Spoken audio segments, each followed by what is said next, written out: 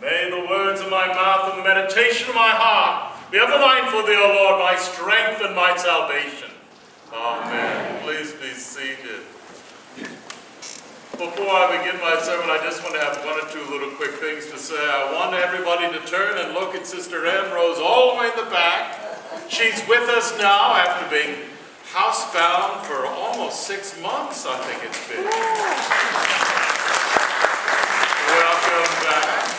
And I want you to look, we're now recruiting only girls between 18 and 22 in the choir. We're going to start a floor show as well. I want everybody to turn and wave to Kate. Stand up, Caitlin, so we can embarrass you. Turn right me. Our newest member of our choir, one of the newest members of the church. Isn't it wonderful what God is doing in our lives? God is just so great and wonderful. And his blessings just flow upon us day by day. I want to preach to you this morning about our gospel reading, the story of the rich man and Lazarus. And I want to go deeper than it normally is heard. I like to preach about this topic, and I've preached about it 2 or 3 times since I came to Shepherd of the Hills. And usually I like to talk about hell. That's one of my topics. And last time I preached about it, about 2 years ago, I talked about purgatory and Hades and limbo and all these things. And I know, Dottie, you have been praying for a good hell sermon. You gotta come back. You're not gonna get it today. So I thought I'd do it a little bit differently. Instead of preaching about the back half of the reading, I want to look at the front half, Lazarus and the rich man. And I want to look at some of the clues, because this is a story on one level of economic justice, of charity. On another level, it's a political story tied to the politics of Israel in that day. But as I read it, and where I am in my Christian walk, what this is about tough love, true love. How we really must love and not seek to give happiness, but seek to give joy, the eternal joy of the knowledge of Jesus Christ. So what am I talking about? I want to share something that happened last Sunday. During the middle of the 8 o'clock service, I'm preaching away, and we have the doors closed, and we don't have the stained glass windows in yet, so I can see people coming in late. So you cannot sneak into this church, because either way, I catch you. And I see this girl, early 20s, come to the door. And Rudy is the security man for that service, and I sort of stopped and said, Rudy, could you let that girl in? And Rudy goes, lets her in. And after the service is over, he comes up to me and says, do you have a few minutes to talk to this girl? Her name is Anna. And I said, sure. And I come up to Anna, and Anna doesn't speak English very well. So I look around, where's Marco? Because Marco speaks Spanish. At least he speaks it a lot better than I do. And she wants to meet with me. She tells me that she's a Venezuelan political refugee and she needs money. And I've got my class starting in like 3 minutes. Then I've got the 10:30 service. Then I have to go to the Key Center. So basically, I can't see this girl to sit down and talk with her until about 4 or 5 o'clock. And I'm looking at her, and she's a lovely girl in her early 20s. So I look for Mary, the senior warden. Essentially, Mary, protect me. Because I'm not going to, the best practices of this church is I don't meet in one-on-one with young girls for her protection and for mine. That's why we had Dennis cut a hole in my door in the office. So that, no, seriously. And we put in cameras everywhere. Because there have been, you don't need to worry about me, but there's some perverts out there in this world. And we need to protect each other and ourselves. So I said, okay, can we meet tomorrow? Can you come tomorrow morning at 9 o'clock? And I asked Marco and Mary, could they come as well? And she said yes. And so next morning, on my way into work, I've already made up my mind what I'm going to do. I stopped at the Bank of America ATM and took out $100 and put it in my breast pocket. Because I was going to help this girl. If she needed more, I was going to do more. But, you know, this was going to be from me.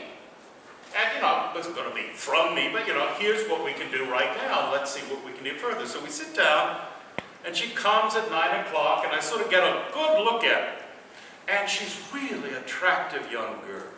Nicely dressed, pretty, good makeup, and she tells a story.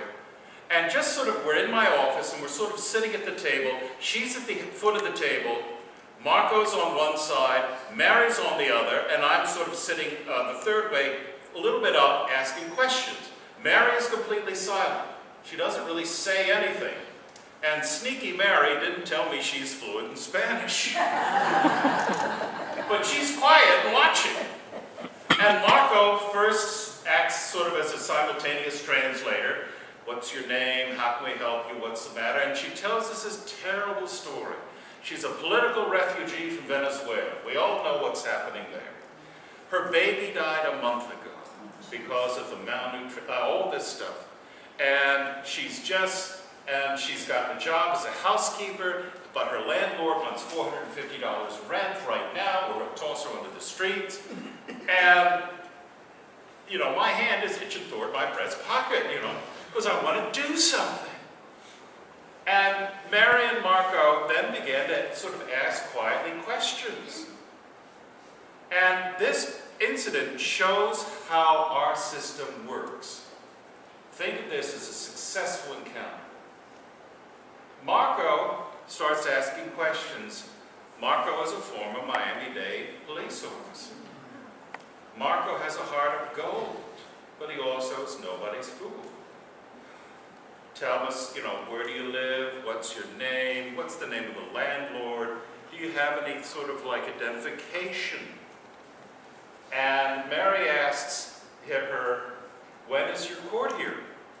Because in the United States, if you're a political asylum seeker, that doesn't mean you snuck across the border. It means you've got across, you've flown into Miami Airport, you've swum across the Rio Grande, and you go directly to the immigration officer and say, I am a political refugee, and they give you a piece of paper with a court date immediately.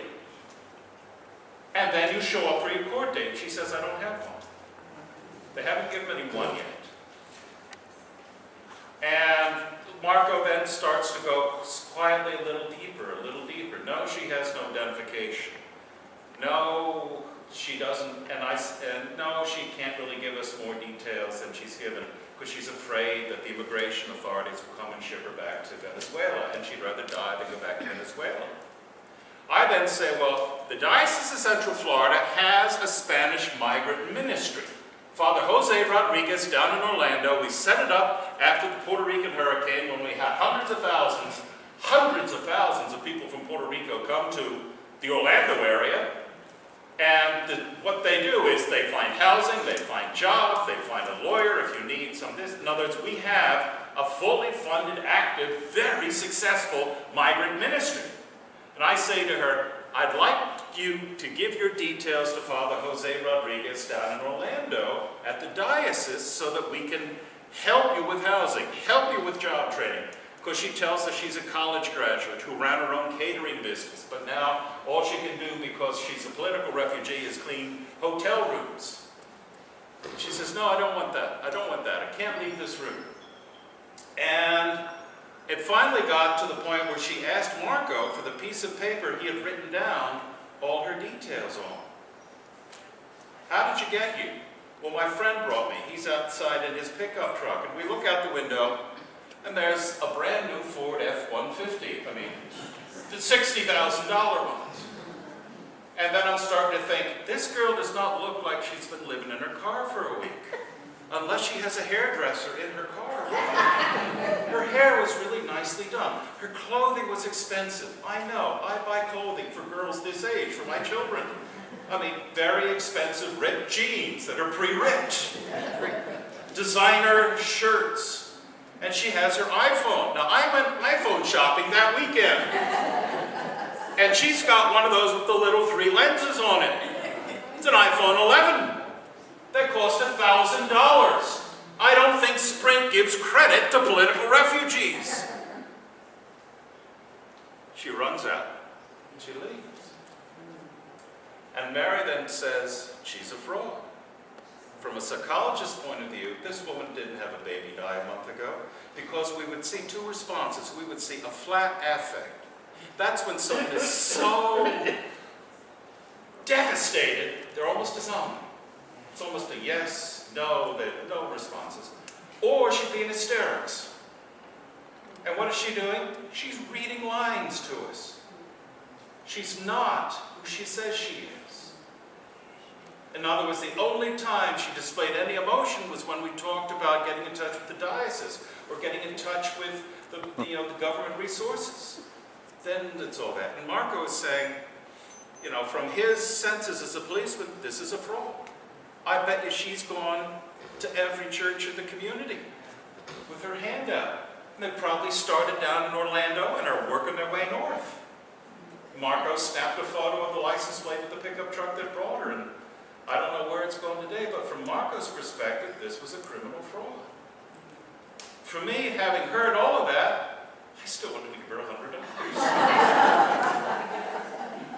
Why? Because each of us are approaching this in different personality types, different ways. See, my personality type is I believe what you tell me. I hate to sound, I'm good at what I do as a priest because I trust you to believe me. I don't start off by thinking, are they fooling me? I just assume you're telling me the truth. And if people tell me bad things about you, I don't believe it. I've got to see it and learn it for myself. That is why nobody gives me any money. I'm serious about that. I have no control or access to any funds of this parish, deliberately so. Not because I'm a sucker or a fool or a sap, but because I'm a sucker and a fool and a sap. You give me $20 for lunch this week, and I'll come home with a bag of magic beans from the guy I met at the grocery store. Our system, this is a success because our system of having the priest, bring this pastoral need to the attention of the wardens who can, through their wisdom and discernment, sort of figure out, is this a bona fide need, worked. But for me, it was the spiritual struggle of, I just want to make her happy. Even if she's a crook, she's entertaining me. She's the age of my children. I feel sorry for her. I want to help. Let's pause right there and look at the story in the gospel reading this morning. Because you're going to find there are a lot of similarities and parallels here.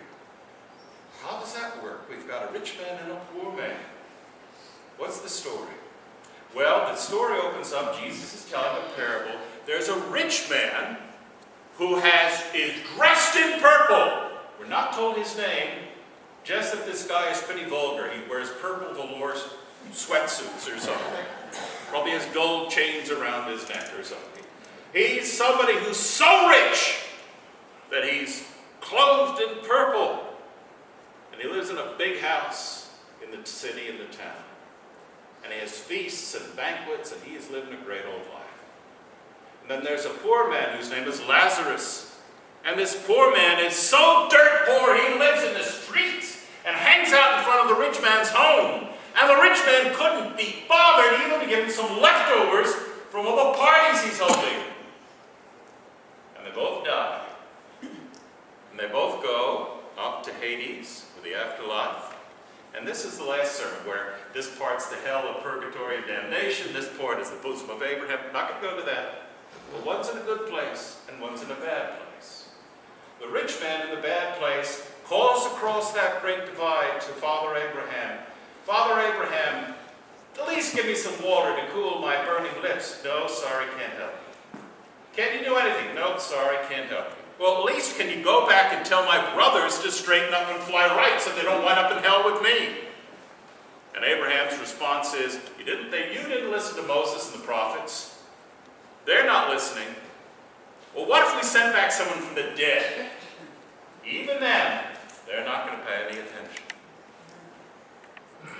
What's going on? Some people like to say that this is a parable that says the poor are holier than you and me. Because all we know about Lazarus is that he's a poor man. But he goes straight to heaven when he dies. And the rich man, all we know is that he's dressed in purple. And unless you go to hell for having bad taste, why did he go to heaven, hell? It doesn't tell us that in English. But if we take for the position that each time the Bible tells us something about somebody, he's dressed in purple, or that he's a poor man, we need to think, how does this sound in the ears of the disciples, the people whom Jesus is speaking to the first time? In 1,000 years, if I ever wrote down this sermon and I wrote down, and she had an iPhone 11, we all know what that means. Do you think anybody in 1,000 years would know having an iPhone 11 is the sign that this girl is a confidence trickster? No. Nobody knows what an iPhone 11 is. You all do now. What do we know about purple? Who wore purple? Nobility, royalty, and those in the pay and in the circle of the Roman Empire and its government. This is a Jewish man, yet he is dressed and robed he might as well be a Frenchman wearing a Nazi armband. Can we tell what sort of Frenchman he is? He's a collaborator. He's somebody who has exchanged his faith for the faith and the customs and the lifestyle of the enemy.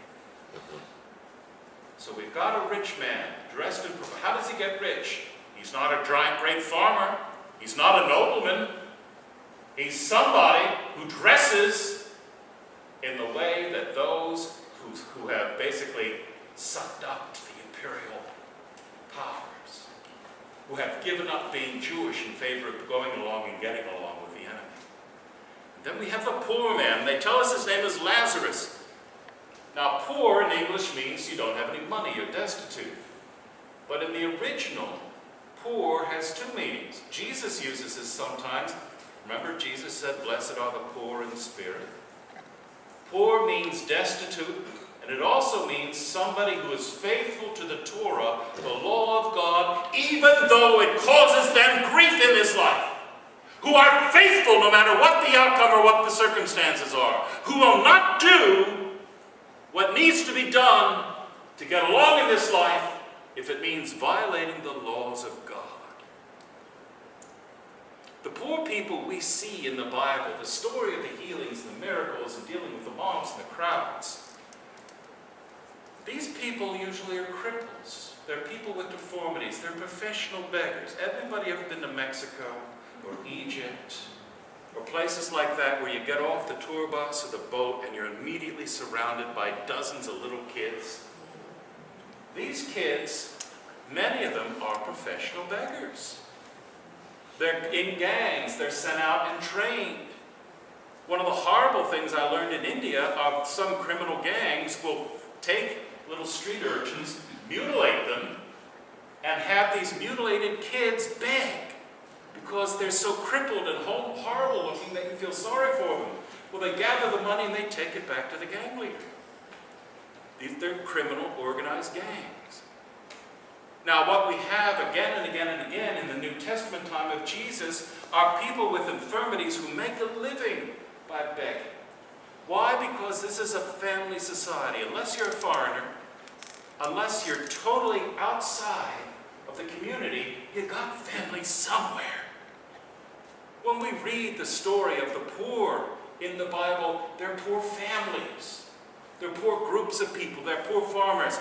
Very rarely, if ever, do we read about a poor person totally autonomous from the world. And here's a man with a Jewish name, Lazarus, who lives in the street because no family will claim him. And here's a man who is poor in spirit in the power of God. He obeys the Torah. He will not bow down to the Romans. And his family's abandoned him. He has to live in the streets because he's no longer welcome. He's a liability. So we have two stories here. We have the story of a wealthy man being mean and not giving money. And we have the story between someone who's faithful to God even though it costs him everything, his family, his very body. He's so poor, he's got sores, that he's so weak, the dogs can lick him. This is a man so wealthy that he, oh, well, did I drop that pot of caviar? Oh, there are 3 more in the pantry, it doesn't matter.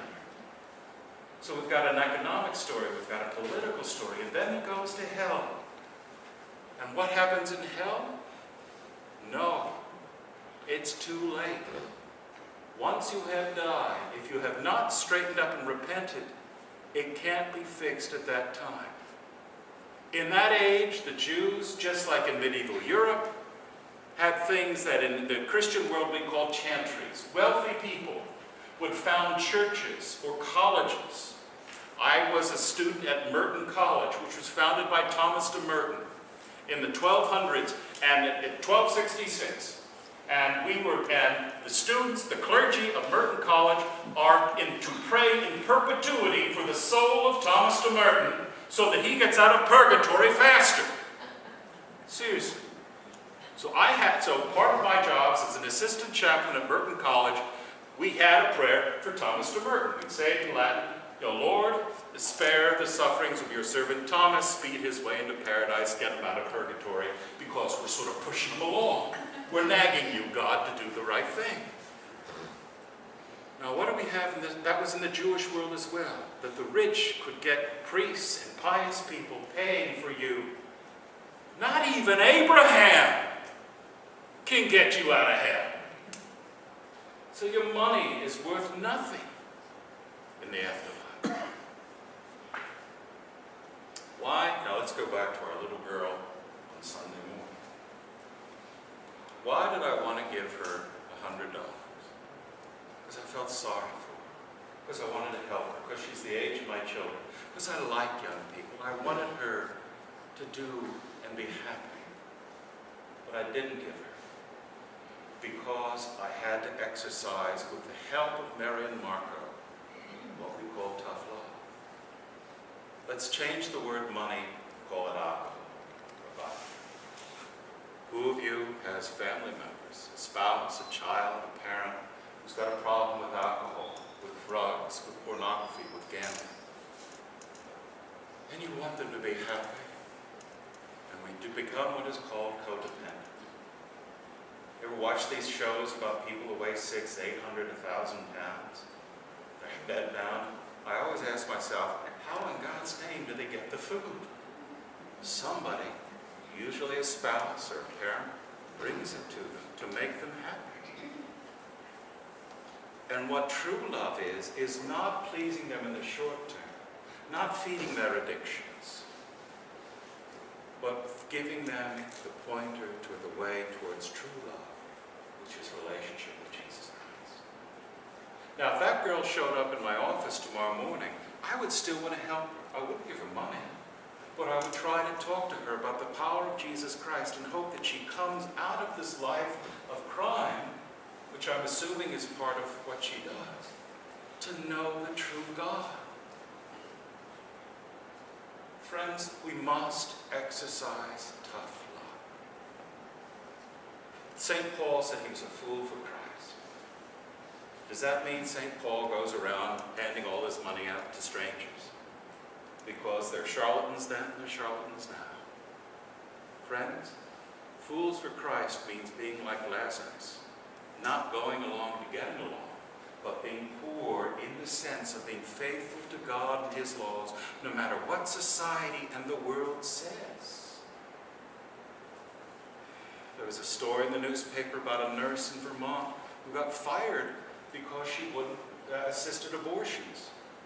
The hospital did abortions. She was in that ward of baby delivery and she refused to do it. Well, I'm sorry. If you don't do it, you're out. She was out. That's being a fool for Christ. Because when you lose your job, you lose your job. Very few of us, most of us live paycheck to paycheck, pay deposit to deposit. It's great when you got a huge pile of money, then you can be know the law you want. What happens when you got to make the ends? What if you have to make a payment on your rent or the mortgage or the groceries or tuition or a car payment? And you have to rely upon Money that, unless you show up and do your job, you're not going to get. Saying no to that because you're asked to do evil is being a fool for Christ.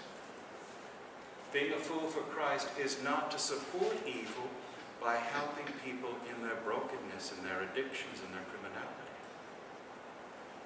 The meeting we had on Monday morning was a terrific success because it was a theological truth and an administrative success. Our Episcopal system is based on checks and balances. Ideally, you want a priest, I hate to say it like this, but you want a priest like me, who basically takes you at face value, believes what you say, and loves you, and doesn't particularly care otherwise. But you don't want me in charge of the finances. You need people faith-filled and spirit-filled as leaders of the parish who have the wisdom and discernment to say, George, that's not probably a best way to use our money. And it doesn't bother me when you say that because I trust our leaders. I've been blessed since I've been here with Betty Patz and Michael Herbert Smith and now Mary as senior wardens and junior wardens as well, who have that spiritual maturity and the gift of discernment and practicality.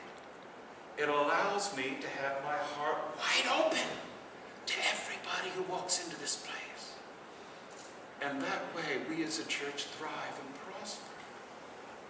But we don't thrive and prosper by feeding addictions, by encouraging criminality. Friends, I don't care, frankly, where you've been or what you've done. I don't care if you've been a bank robber and if you've done this and that. I'd like to know who you are today because I know where you can go tomorrow. And that's in fellowship and relationship with Jesus Christ. In this story, Jesus is telling us the tough love that, friends, you've got one chance to make it right. And that's in this life. You can't, if you're rich, you can't get around it by paying people to pray for you in the afterlife. Because not even Abraham can rescue a Jew and move him from column A, the damned, to column B, the saved, through his prayers and through his intercession. It's got to happen in this life. While you still have life in your body, breath in your lungs, pray that you may get right with God and that you may help other people get right as well. We are to love Anna, our confidence strict. We're to love her. We're to pray for her. We're to hope that she sets aside the ways of crime. She still should be arrested. She still should have the police after her. There's a difference between eternal justice and secular justice. Just because you're a saved person doesn't mean you get a get out of jail free card. When you do something, you must pay the consequences. But the eternal consequences are so vital, so important, that we must pray for people. Friends, I hate to say it, whether you like it or not, you're stuck with me until either I drop dead of a heart attack, I turn 72, or the sheriff takes me away for some reason. Seriously, those are the only ways to get rid of a priest. Retire him, kill him, or arrest him.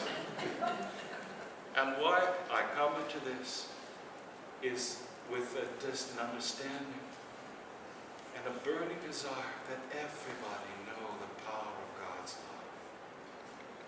I need help from you to channel that appropriately. I need you to love as well, to bring into fellowship all those who are lost, all those who are questioning. Because look what it's done for us. Look what it's done in my life. It works. And we need to let the whole world know the power of Jesus Christ.